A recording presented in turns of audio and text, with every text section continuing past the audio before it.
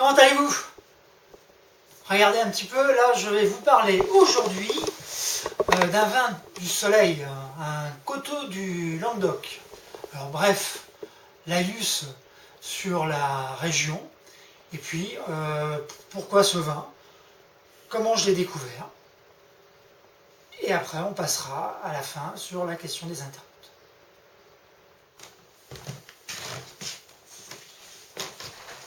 La région par elle-même, ça va du delta du Rhône jusqu'à la frontière espagnole, donc ça prend une forme de croissant.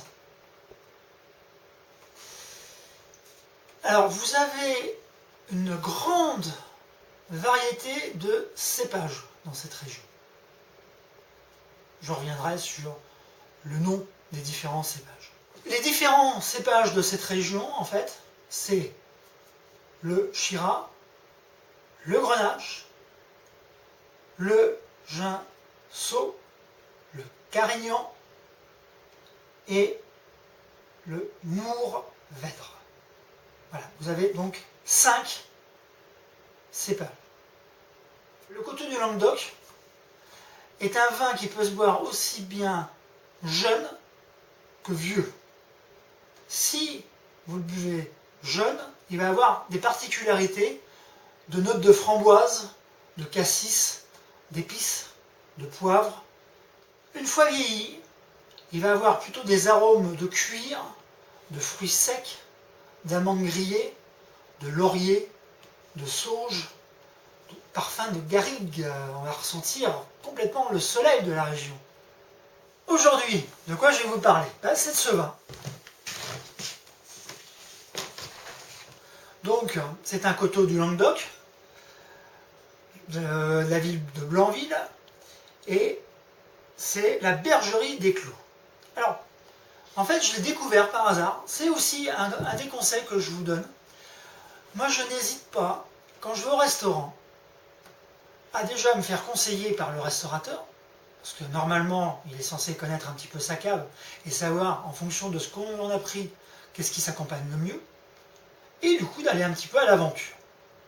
Donc, c'est ce qui s'est passé en vacances, cet été. J'étais dans un restaurant. Qu'est-ce qu'on a pris? On a pris, en fait, c'était un restaurant Tex-Mex, et on a pris tout ce qui était grillade. Alors, travers de porc grillé, un autre avait pris une côte de bœuf, d'autres des côtes d'agneau. Vraiment, type nourriture barbecue. Alors, question, qu'est-ce que vous me conseillez? Et il m'a présenté ce vin. Donc, je me dis, allez, banco.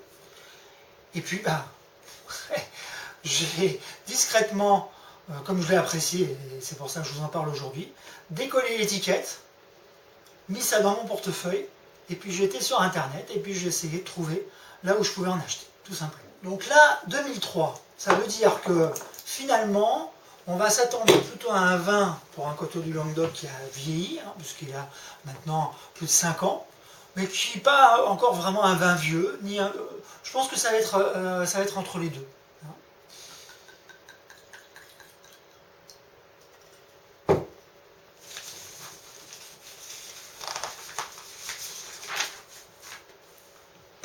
Alors, une belle couleur, une belle robe. On voit qu'il est encore très très en alcool. Vraiment. Alors on est. On sent ce parfum de fruits, alors qu'il nous prend tout de suite. Pas trop cette saveur d'amande grillée et tout on peut retrouver dans les vins un peu plus vieillis de coteau du Languedoc. Par contre, on sent bien l'intensité de fruits mûrs.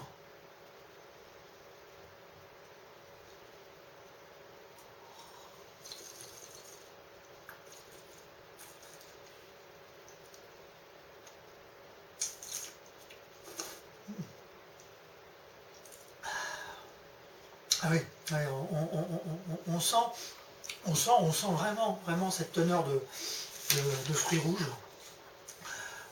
C'est vraiment un arôme de fruits rouges débordant. Alors par contre, moi je trouve qu'il est vraiment très très agréable à boire. C'est un 2003, à boire maintenant. Par contre, je serais vraiment curieux D'ailleurs, c'est ce qui va se passer. Je vais en garder quelques bouteilles en cave. Donc, je vais garder encore... Mon objectif, finalement, c'est d'en boire une tous les ans pour voir comment ce vin a évolué, finalement. Hein. Donc, je pense que c'est un vin qui peut encore allègrement se garder jusqu'à 5 ans, voire peut-être plus. Je découvrirai aux fonctions quand j'ouvre la bouteille. Hein, mais là, à boire dès maintenant jusqu'à 4-5 ans, sans trop de mauvaises surprises à mon avis. Pour justement découvrir un petit peu ce côté amande grillée et tout, qu'on commence à sentir, mais où là on a vraiment encore très très en bouche les arômes de fruits, plutôt que de cuir, d'amandes grillées, de sauge, dans la description des coteaux du Languedoc qui ont vieilli. Petit aparté, je commence à sentir, et c'est vraiment ce qui m'a plu dans ce vin, justement, on voit dans la description des coteaux du Languedoc ce parfum de garrigue, et là on est vraiment dedans. On le ressent vraiment complètement. Donc mon opinion générale finalement, c'est qu'effectivement, c'est vraiment un vin que je recommande, d'autant plus qu'un point de vue budget, pour un coteau du Languedoc, on est dans la fourchette haute, puisque là c'est un vin qu'on trouve à 7,50 €. Par contre, d'un point de vue global, sur des vins, ça reste largement abordable, puisque c'est un vin qui fait moins de 10 €. Moi qui ai plutôt l'habitude de boire des vins de Bordeaux, où je me donne un budget de 10, voire quasiment maintenant 15, 20 €, pour moi, il est complètement abordable. Alors, ça peut s'accompagner avec les travers de porc. Si j'ai bonne mémoire, d'autres personnes avaient commandé également tout ce qui était Tex-Mex, donc mixte, côte de porc, et puis un petit peu, allez, pour faire simple, c'était l'équivalent du, bon, on va faire un peu de publicité, mais c'est pas grave, du Buffalo Rive. Hein, voilà.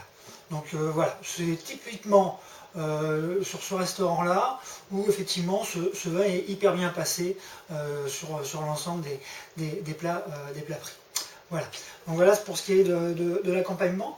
Avec, pourquoi pas aussi, moi je le vois très bien avec du fromage, hein, puisque il va pas tuer le goût du fromage, et il est suffisamment personnalisé, on ressent bien le goût pour avoir le bon camembert, le bon coulommiers qui s'accompagne bien avec ce vin, puisque on ressent quand même un petit peu cet aspect corsé de ce vin également.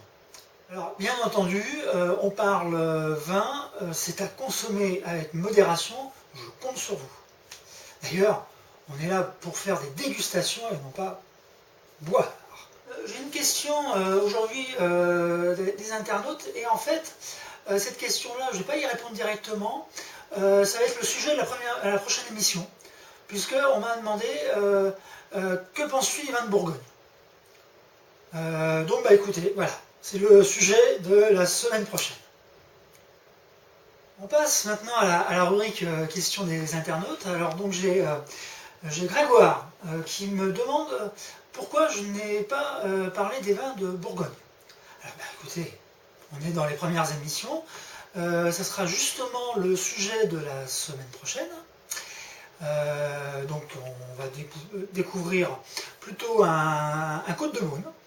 Je vous en dis pas plus. Alors, surtout n'oubliez pas, toutes vos questions, vous me les expédiez sur webjaja@yahoo.fr.